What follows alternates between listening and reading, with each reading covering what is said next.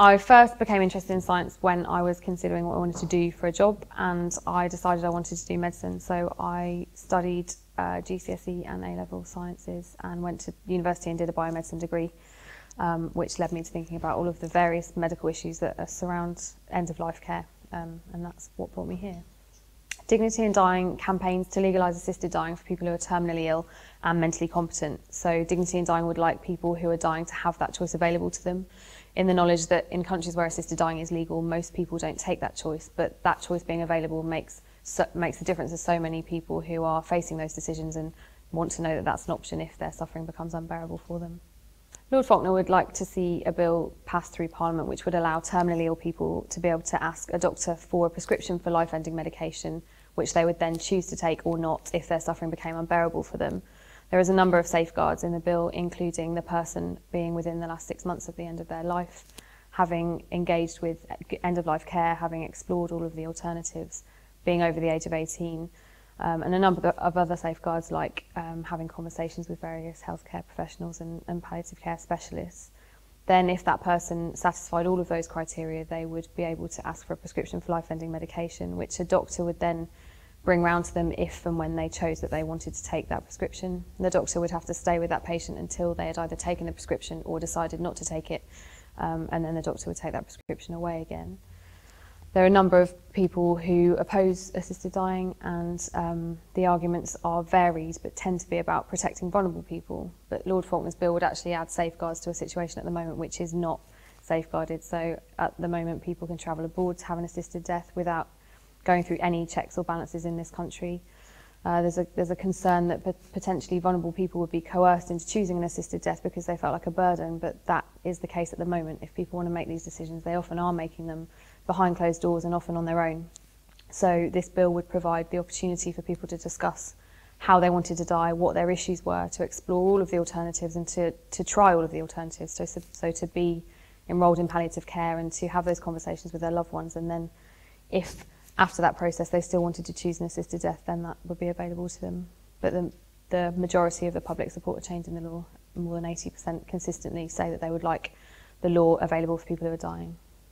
I think the best thing that we can refer to as far as evidence goes on why an assisted dying law would be good is that in states like Oregon and Washington in America, they've had the kind of law that we're campaigning for in Oregon 15 years, more than 15 years, and none of the imagined fears that were cited before it was legalised have happened. So there's been no slippery slope. There's been no cases of the more people talk about it, the more people choose an assisted death. The numbers of people choosing an assisted death have remained below 0.2% of deaths each year. And having the option to talk about the kind of death that you want has actually meant that family members have, rather than pressurising people to choose an assisted death, they've been doing the opposite and pressurising their loved ones to stick around for that next event and to kind of hang on a bit longer because they know that they have that choice. And the other evidence is that at the moment things are clearly not working. People are travelling abroad to die sooner than they want to. People's lives are being shortened because there isn't a choice. So knowing that people are taking these choices in the UK now means that we need to provide some kind of framework to either stop them entirely from being able to travel abroad to die and stop them from being able to shorten their lives, or provide a framework where somebody can choose to reduce the suffering in the last few days or weeks of their lives. So many people would like the option to choose to end their life if they were to get dementia or Alzheimer's. And I think it's a fear that a lot of people do have, especially if they've seen somebody dying with Alzheimer's and the time it takes to go through that process and the things that it takes away from you.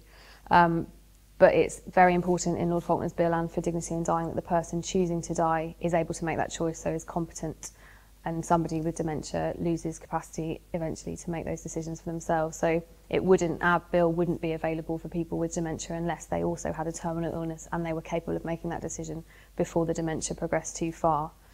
That we do have a charity, Compassion in Dying, which provides things like advanced decisions to refuse treatment. So anybody who is worried about what might happen to them if they were to lose capacity and wants to make decisions about their end-of-life care can do so legally while they have capacity. So anybody can make an advanced decision to say that if they do get dementia and they get some kind of illness which requires life-sustaining treatment or artificial hydration or ventilation, then they don't want to have that treatment. And that's a way that people can take control now over what might happen in the future, and that's fully legally binding, and doctors have to adhere to it even if it wouldn't be the decision they would make for that patient. I think that at the core of dignity and what dignity in dying is doing is choice and control. And many people who have a background in science and who go through the process of their lives based on evidence and rational thought would make lots of decisions based on informed choices. And I think that's what people are asking for now. And people have a huge respect of dignity in dying, has a huge respect for people who have faith beliefs which mean that they wouldn't be able to choose an assisted death, but that shouldn't prevent people who don't have those beliefs from being able to choose an assisted death.